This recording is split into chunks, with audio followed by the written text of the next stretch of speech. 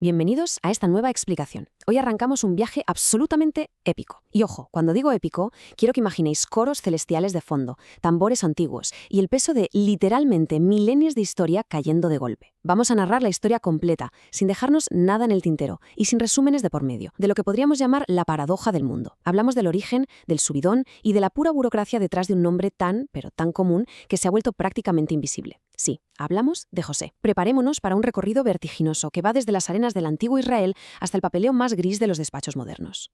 Esta es nuestra hoja de ruta para hoy. Empezaremos con el Big Bang del nombre, pasaremos a conocer al primer influencer logístico y de ahí al director de operaciones en la sombra.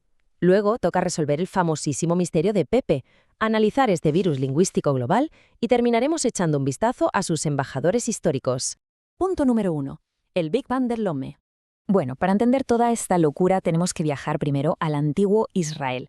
Fijaos, poner un nombre en aquella época no era ninguna broma. Era una declaración de intenciones en toda regla, casi como redactar el post de redes sociales más importante de tu vida. El nombre original es Yosef y viene directamente de la raíz hebrea Yasaf, que significa literalmente Él añadirá o Dios añadirá. Es una base lingüística brutal, ¿verdad? Una especie de promesa de crecimiento continuo que deja el listón altísimo para quien lo lleva. Pero atención, porque aquí nos topamos con la primera gran ironía de la historia. Resulta que Raquel, tras pasar años de pura angustia por tener un hijo, por fin da a luz al primero.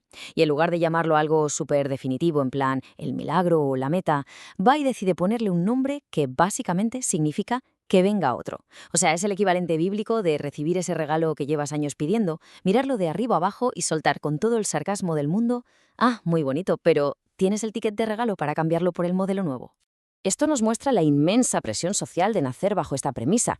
Técnicamente, el primer José de la historia nació siendo una promoción de supermercado, el típico cupón de pague uno y llévese otro gratis.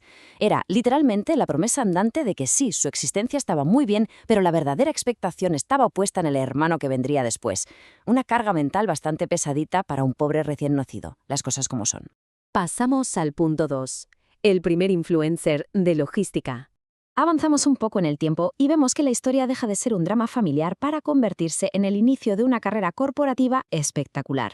José de Egipto introdujo 3 innovaciones clave. Primero, el estilismo, con una túnica multicolor psicodélica tan codiciada que despertaba pura envidia. Segundo, la consultoría. Se plantó como el primer intérprete de sueños haciendo psicoanálisis prefreudiano milenios antes de que existiera Freud. Y tercero, la macroeconomía. Predijo 7 años de boom económico seguidos de 7 de crisis brutal, inventando básicamente la idea del ahorro extremo y el fondo de emergencia gubernamental. ¿El resultado de todo esto? El caso definitivo de éxito empresarial. Fijaos bien, su punto de partida fue el escalón más bajo que os podáis imaginar, un trabajador esclavizado y traicionado por los suyos. ¿Y su punto de llegada? Pues nada menos que el segundo al mando de todo el imperio egipcio, casi nada. A partir de ese momento, llamarse así pasó a ser sinónimo de ser ese tipo de persona que sabe exactamente qué botones tocar cuando la economía se hunde y el mundo se va a pique. Número 3. El director de operaciones en la sombra. Damos ahora un salto gigantesco hasta el Nuevo Testamento, donde aparece el carpintero de Nazaret. Hablamos de un gerente totalmente silencioso, a cargo de la logística celestial más complicada de toda la historia humana. 0. Ese es el número exacto de palabras suyas que aparecen en la Biblia. Imaginad la situación. Ante unas noticias que desafiaban toda lógica biológica y un potencial escándalo social de proporciones épicas, su única respuesta fue el silencio y ponerse a trabajar. Es como si hubiera dejado a la historia el doble cheque azul, el leído más largo jamás documentado. Esa actitud impecable transformó el nombre en el estándar absoluto de la ética laboral. Y llegamos al punto 4, el misterio de Pepe. Vale, cambiemos totalmente de tono. Olvidaos por un momento de la majestuosidad épica e imaginad una musquita de jazz de oficina de fondo, porque entramos de lleno en la pura burocracia de los nombres para resolver un gran misterio. Paso 1. En los antiguos textos en latín, para mantener todo legalmente atado y bien atado, a San José se le denominaba pater putativus, es decir, el padre que ejerce como tal sin ser el biológico. Paso 2. Claro, escribir eso a mano 100 veces era un horror, así que los copistas, que no tenían tiempo que perder, empezaron a usar la abreviatura Pepe. Y paso 3. Si lees las siglas Pepe rápido y en voz alta, exacto, suena Pepe, un acrónimo legal súper estricto y aburridísimo que por accidente se convirtió en el apodo más pegadizo de la historia. Para poner esto un poco en perspectiva, miremos cómo el resto del mundo adaptó el nombre. porque lo hicieron con muchísima elegancia. Los italianos tienen su romántico Giuseppe, los rusos su contundente Iosif. En árabe tenemos el poético Yusuf y en inglés el clásico y directo Joe. Pero en español, en español. Gracias a ese accidente burocrático que acabamos de ver, lo convertimos en Pepe, un apodo que, no me digáis que no, te hace pensar automáticamente en alguien cercano, a lo mejor en el simpático dueño de ese bar de tapas de tu barrio de toda la vida. Sección 5. Un virus lingüístico global. Resulta que, con la expansión de los imperios español y portugués, este nombre se transformó en una especie de virus lingüístico. Totalmente inofensivo, sí, pero imparable. En Brasil y Portugal, el diminutivo sé es toda una institución nacional. Y en México, José es el comodín universal que encaja absolutamente con cualquier combinación. De hecho, si miramos los datos demográficos del siglo XVIII, es una locura. Casi parecía que tenías un 99,9% de posibilidades de llamarte así. Era el nombre de seguridad por excelencia. Te garantizaba salir en el censo, encajar en cualquier clase social, y quién sabe, con la mentalidad de la época, a lo mejor hasta te daban un descuento celestial en la otra vida. Número 6. Embajadores que cambiaron la historia. Obviamente, para que un nombre sobreviva al pie del cañón durante milenios, necesita embajadores de peso que lo lleven por las distintas épocas, y vaya si los ha tenido. A principios de los 1800 tenemos a José de San Martín rediseñando literalmente los mapas de Sudamérica.